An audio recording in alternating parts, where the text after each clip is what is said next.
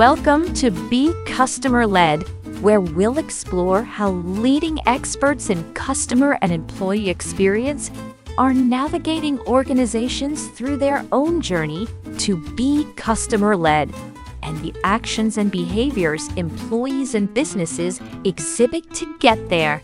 And now your host, Marbu Brown.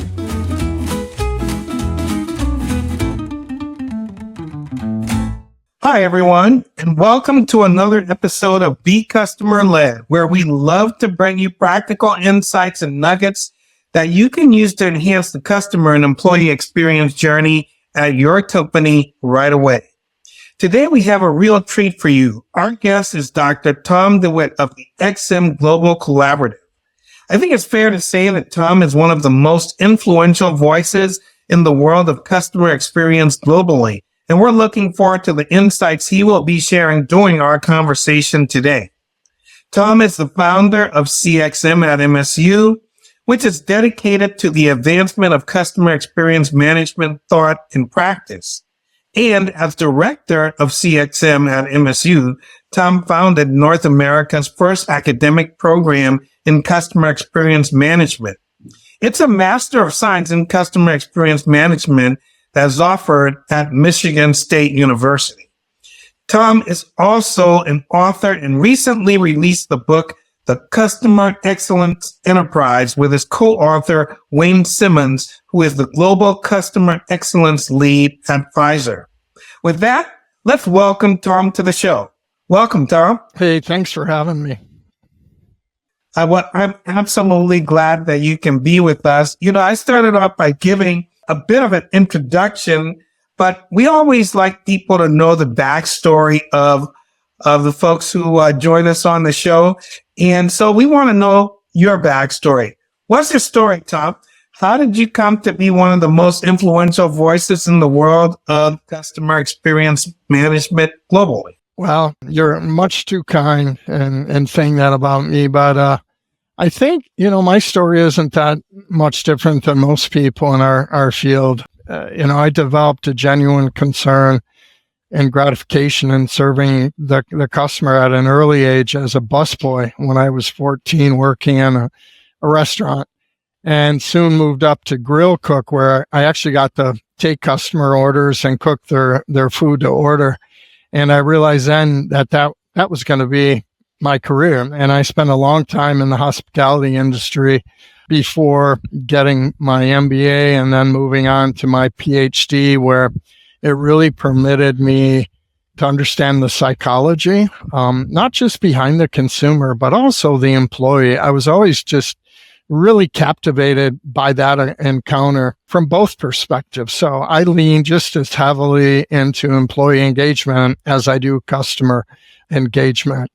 And, somehow all that blossomed into community building. Quite a while back when I was at Bowling Green State University, I founded, it was called the Service Excellence Institute or something along that line, and started hosting industry conferences, which is something that I carried over at Michigan State. So all this kind of started at MSU with the creation of CXM at MSU in the fall of 2018, bringing people together to share best practices and learn from each other has kind of been my guiding principle and light to this day. And also it's about identifying needs and filling them, which the master's degree was just that. And talking to industry people, I realized there was a significant skills gap in our industry. People were often thrust into senior leadership roles in customer experience with no background at all. I've come across people, one day their title was CMO and the next day it was CXO. So tell me any other field that's that way, right? Accounting, finance, you can't. So the degree was a way to answer that need. So that's kind of how I've gotten where I am. That's the short story anyways. Well, hey, thank you for that. Clearly, you're passionate about this, and you're not one to sit around and watch things happen. You just get involved and try to make things happen and really try to advance the state of the art in this industry. One of the things that you've done recently is to release this book, The Customer Excellence Enterprise, with Wayne Simmons. You guys co-authored it. And tell us a little bit about what was the white space you saw in the literature out there that motivated you to get together and write this book. It's really the difference between being a transactional organization, one that's driven by traditional divisions along functional lines and the metrics that go along with that, to one being driven by a genuine concern for the customer. Mm-hmm. And that's why in the book, we propose helpfulness as both a mindset and an organizing principle. Mm-hmm. It struck me really in person recently. I went to a medical facility in Thailand, and the experience I had there really captured what a customer excellence enterprise is. Most of the time when you go to a doctor's office, you're met by a glass partition. You got to knock on the glass or get someone's attention. Mm-hmm.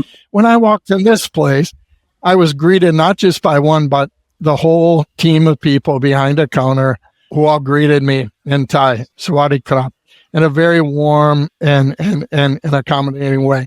And then I took in the waiting area, which, unlike most waiting areas in doctors' offices in the U.S., that can be really cold and sterile. It's a simple, those chairs, right? I know exactly what you're talking about. Right? It looks like a bullpen. Well, this place, they actually had like rattan furniture with comfortable cushions. They had this green color scheme carried through everything they did. And then in the middle, there was basically, I call it a snack aisle. There was a fully functioning cappuccino machine. So I prepped a latte. They had a basket of bananas, which I couldn't have because I was there for a blood test. But, the music being played, everything in the waiting area was just designed to welcome me and make me feel comfortable there. And then process design. Stereotypical visit to a doctor's office in the U.S. is after you go up to that counter to check in, you wait out there, who knows how long, right?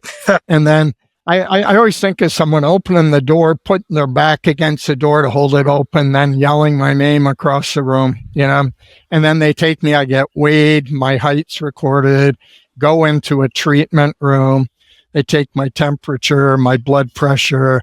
They ask me questions about my mental state. Am I depressed or suicidal?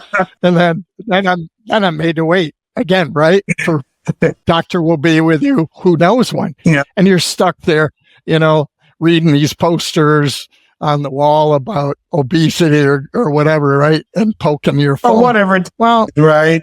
Yeah. Yeah. And here they allowed me to enjoy the waiting area throughout my whole visit there. They came out to me, and faced me and said, Mr. Dewitt, please follow me. And I went into the room. They explained I was having my blood drawn. Then I was returned.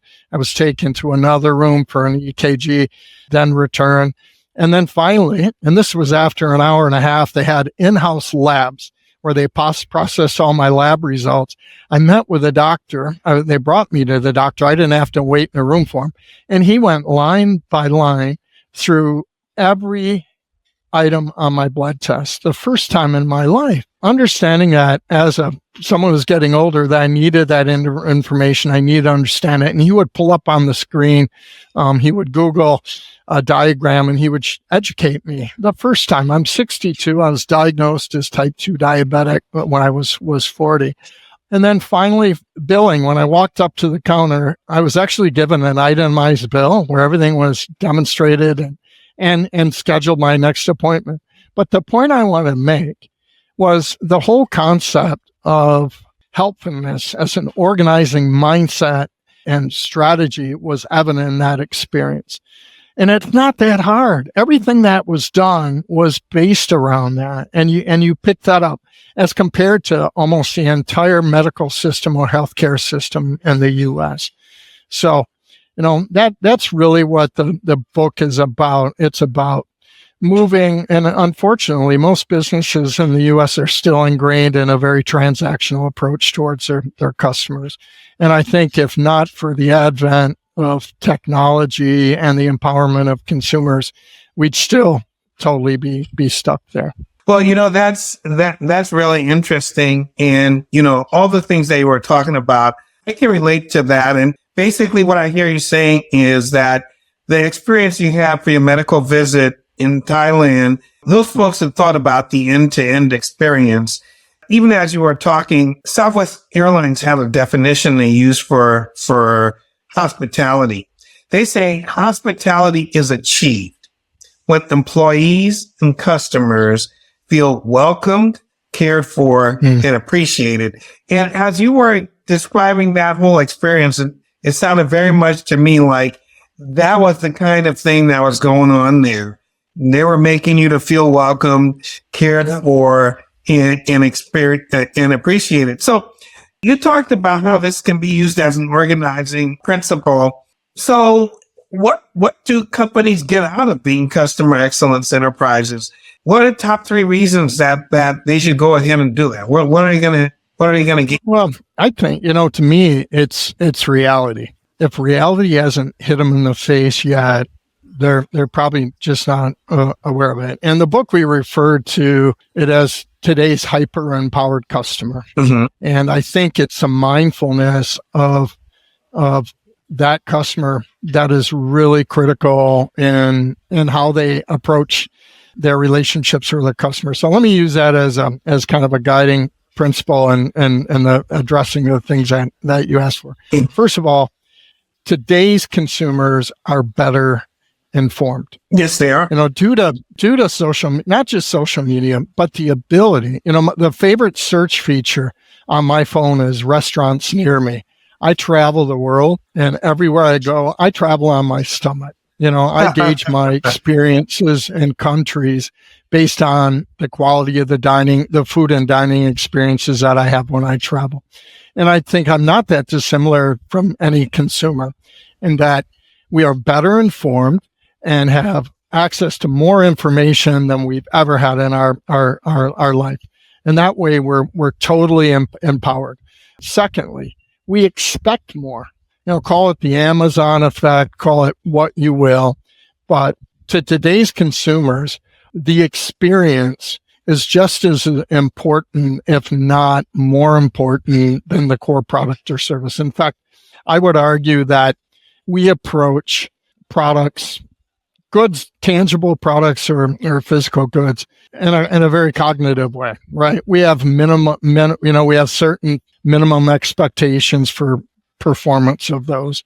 It's the value beyond that product. Back when I was doing my Ph.D. studies, my dissertation chair explained it to me this way. You've got your core product quality, which just gets you in the ball game. So if we're comparing banks, for example, there's certain things we want with a bank, minimal expectations, just to get in the ballpark.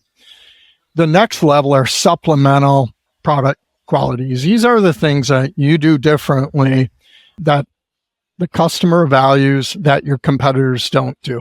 Those are the things, and I remember years ago, no, it's going way back. I remember when ATMs came out and then online banking. And what happens is over time, those supplemental qualities get absorbed into the core product quality. And that's kind of where banking has come today. Mm-hmm. But then there's experiential qualities. The experiential qualities are the aspects of the relationship that have a positive emotional impact on the consumer. Mm-hmm. And more often than not, those are delivered by human beings. My examples in Thailand are an example of that, but, it could be process driven, could be the environment. But the key is they're more difficult to replicate.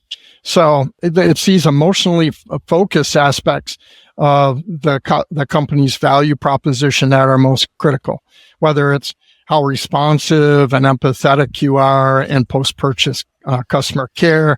It's the ease of purchase, the transparency during the purchase process, and the lack of friction that customers have grown to expect in everything. And I think increasingly, it's a level of personalization and customization that you receive in a relationship. as consumers, we want monogamous relationships, not just in our life, but with our service providers, the companies we do business with. And I don't want to be treated the same way after 5 years in a relationship as someone that's new in the relationship. I want my loyalty to be recognized. And I want what you've learned about me to be utilized in serving me. Interesting you say that, because I think some companies have only recently caught on to the fact that, their best offers shouldn't just be for customer acquisition. It should also be for the folks that have been around for a while. Yeah. So, but let me ask you this. For, customer excellence enterprises, are their customers more loyal? Do they do more business? Does it affect their business results? What's your thoughts about that? Absolutely. And where I think organizations that are more transaction focused falter is they focus on that cycle that you talked about. It's all about customer acquisition cost, and it's kind of repeat and do over. It's a leaky bucket syndrome, call it what you will. The real value in customers lies in their loyalty. What we've learned over time is loyal customers. It's this monogamous relationship. My undergraduates always chuckle when I bring this up. But the reality is our relationships as consumers are not that different than our relationships in life. What happens when we stop shopping around? We're less aware of the prices of alternatives. So in that sense, we become less price sensitive. What we also do is we integrate the relationship benefits, the personalization, the customization, the familiarity. We incorporate that value, those benefits into our perceptions of value. And we're willing to spend more for it, right? I mean, let's be honest, all of us are. And after a while, we don't even look at the price anymore. So what happens? And then this is without even factoring in word of mouth.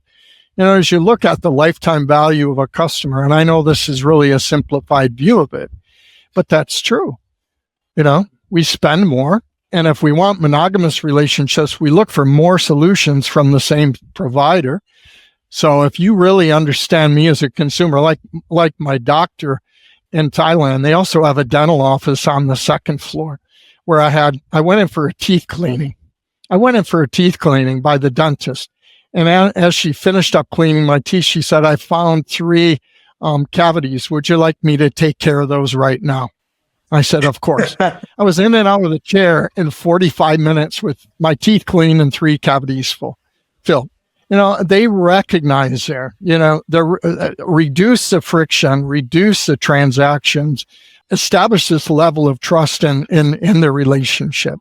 So, and what I recommend people do, don't search the popular press. Go into Google Scholar, which is where all the academic hard research is done, and Google in there the relationship between customer experience and organizational financial outcomes. And overwhelmingly, whether it's stock price or profit goals, overwhelmingly, organizations that focus on customer centricity, focus on the experience, benefit financially. But unfortunately, we live in a world with publicly traded companies and monthly and quarterly stock price goals. So they tend to be very focused on the short term and not on the long-term relationship with their customers. Well, it's interesting because I've also written a book, The Blueprint for Customer Obsession.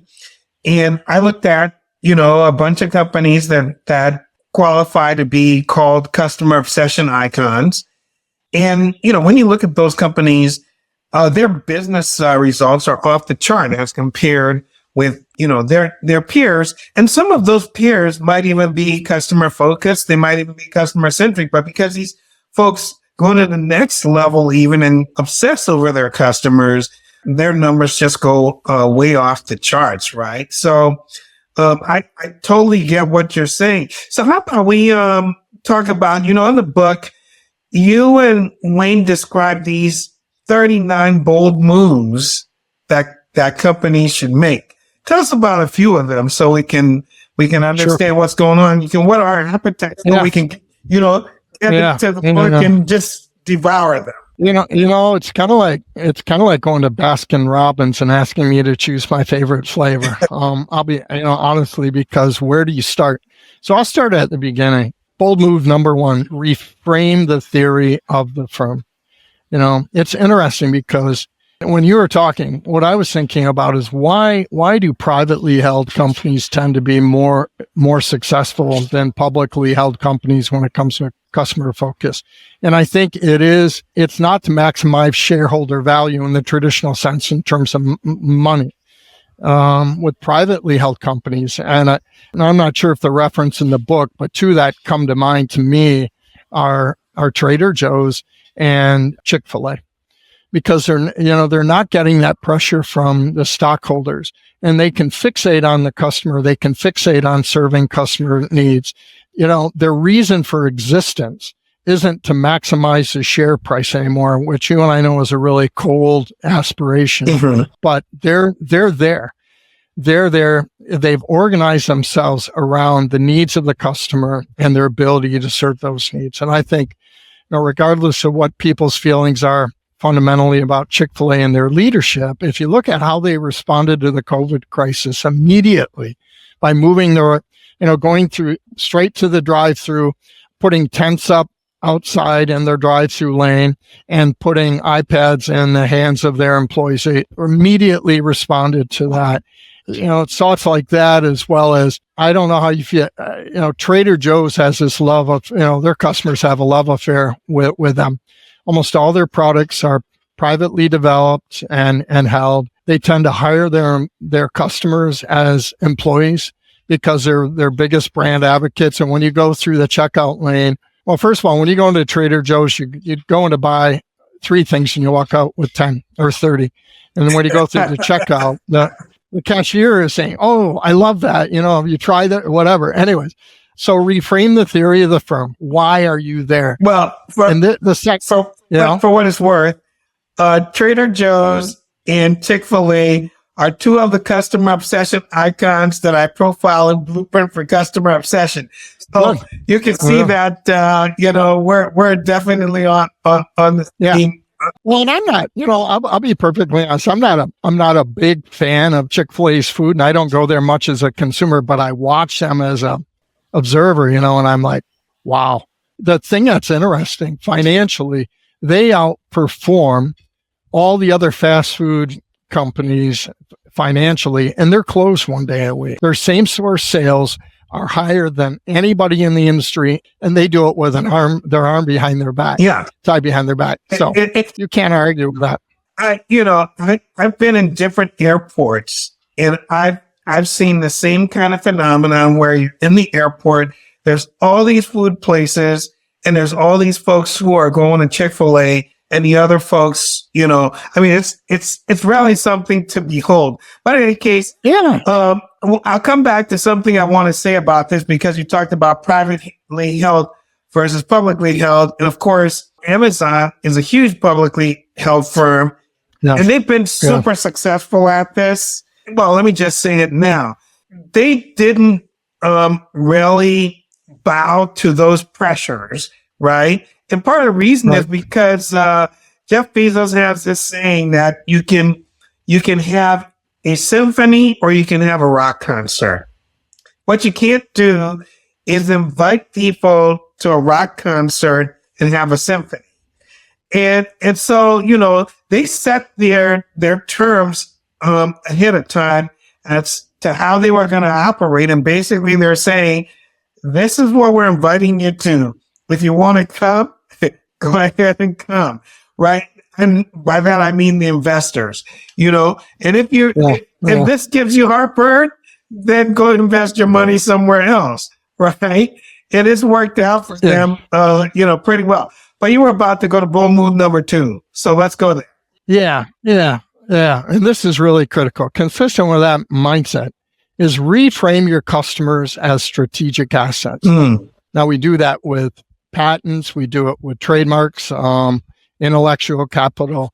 But to what extent do we do that with our customers? And this ties directly to customer lifetime value, right?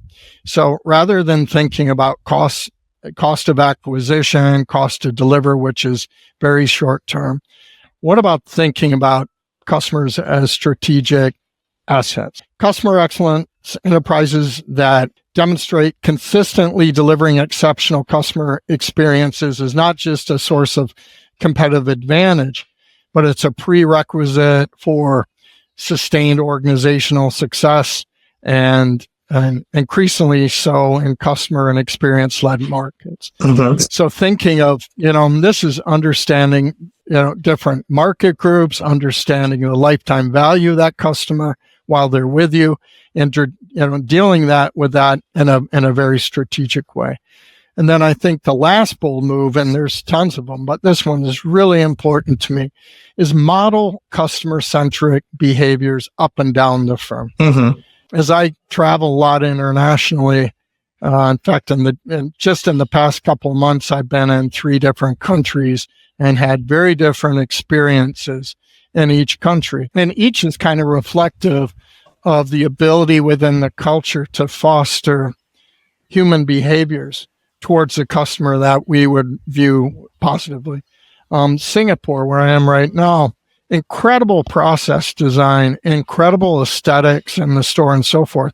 But the human component is largely missing. Service is really robotic. But it's how you frame it. The thing that's interesting about Asian culture, regardless of which country you're in, there's a great deal of respect for the elderly.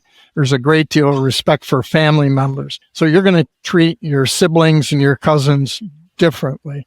And my advice to firms here in Singapore is, create a culture in your company that views your customers as family and treat them as such. So modeling customer-centric behaviors obviously begins at the top. You can't just give it lip service, and you have to be customer-centric there, but extends all the way to the customer and having, and this is where companies like Ritz-Carlton really stand out in terms of their standards for service performance.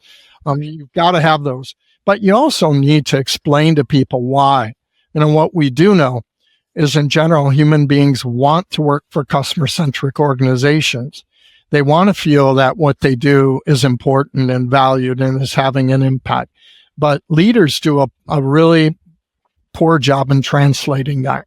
They can train people in the behaviors, but helping them to understand why and the impact that it has on human beings, and providing that feedback on the effect it has on customers is so important. I think of examples of that when I was at Chase, and Tashenda Brown Duckett was the CEO of the consumer bank, and she instituted something called #ThankYouThursday.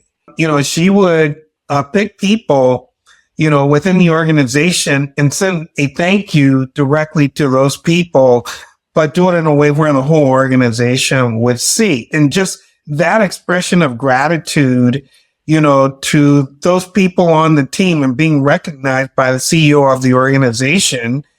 So she modeled that behavior, and then all of her directs modeled that behavior. And of course, that's going to translate all the way down the chain, and it's going to translate out the door to the customer, right? So it's a great point that you're making, that, model that up and down the organization. Well, those are some great points from the book. You want to give us 1 or 2 of the takeaways that you guys would like to highlight? Because you also have a bunch of takeaways that you've laid out in the book. You want to give us 1 or 2 that you want people to remember? Yeah, sure. I think the first one, it kind of mirrors what I've been talking about. What's really interesting, depending on the study you read, something like 80% or more of companies globally have embraced customer experience as an operating strategy, yet fewer than 25% are successful. I fear that most businesses are treating customer experience the same way they did as customer relationship management. They know they should be doing it, but they really don't know what it is, nor how to adopt it as an operating strategy or change the way in which they're wired. So that's kind of key. customer centricity, it can't be treated as a transient management fad. That's something to be marginalized. It's not about creating another silo along with the other functional silos you've got in the organization where everything related to the customer can be dumped. That's why a lot of organizations fail. The other takeaway that I would add is that as much as we want this to happen for our organization, as significant as the choice to pursue a customer for life strategy is, ultimately, none of this materializes until the customers decide it does, right? So everything we've been talking about now is kind of top down. It's driven towards the customer. But it's how the customer responds to that. It's how the customer, what we haven't really touched on is how does the customer want to feel in a relationship with us? It's understanding that and designing experiences that accomplish that goal. So ultimately, it's not how high our NPS score is. It's not how high CSAT is or any of those things. It ultimately, and this is where I'm moving and my thoughts about careers, about research and whatnot, is we make decisions as consumers every day based on our actual and desired states, how we want to feel. It's the ability of organizations to deliver on that and deliver on that consistently, and how customers view that will deem whether they're successful or not. So organizations have to fixate on that customers make that decision. We don't. Cool. So, hey, Tom, thank you. And, we've kind of shared a few little different angles of some of the things that are in the book. And again, I want to remind people, the name of the book is The Customer Excellence Enterprise. It's by Tom and his co-author, Wayne Simmons. And so that book's available on Amazon and other places where books are sold. So I just wanted to share that. I want to turn a quick corner before we wrap up, because I do want to ask you about the master's program, the Master of Science in Customer Experience Management. You founded that. It's the first of its kind. Tell us a little bit about your journey from conception of that program to its reality. Sure. As I'm apt to do, if I see a gap or a need, I decide I'm going to do something about it, often without thinking about what it's going to take. And now that's come back to bite me on a few occasions. But it was having all these discussions with people in industry about the state of the industry. And what I kept hearing is the industry is fragmented. It's fragmented both in how organizations define CX. Oftentimes it's just a call center or consumer insights, and also fragmented in terms of the skill sets of people, primarily in leadership roles. You see these, if you go into LinkedIn and look at people in leadership role in CX and look at their career trajectory, sometimes it doesn't make any sense. They come from sales, supply chain, wherever. So there's significant skills gaps. I did a Google search globally. I did find there were a couple master's programs in Spain in customer experience, but none in the U.S., and both at the graduate or undergraduate level. So I actually made a public announcement at our the first industry conference we hosted at Michigan State in the spring of 2018. So I stood on the stage and said, we will create a master's degree in customer experience management. And there were audible gasps from people in the crowd. Had I known then what it would take, it took 3 years. 3 hard years of gauging industry interest, getting input on the curriculum, designing the curriculum, getting the approval process alone at the state level took over 1.5 years, hiring all the instructors. So we had 13 of 15 instructors for the degree program, which has 15 courses, are from industry. So there was a realization that, academia hadn't caught up with industry. So we went from spring of 2018 from an idea. We had final approval in spring of 2022, launched it. We had our first intake of students in the spring of 2022. And I believe now we've graduated 2 cohorts from the program. We have Correct. two intakes a year. So close to 100 students, both enrolled and who've graduated from the program, which is delivered completely online, by the way. So we actually have students from outside the U.S. in the program. So do you have like a favorite story? Like an anecdote or something like that from one of your students? Love to hear that.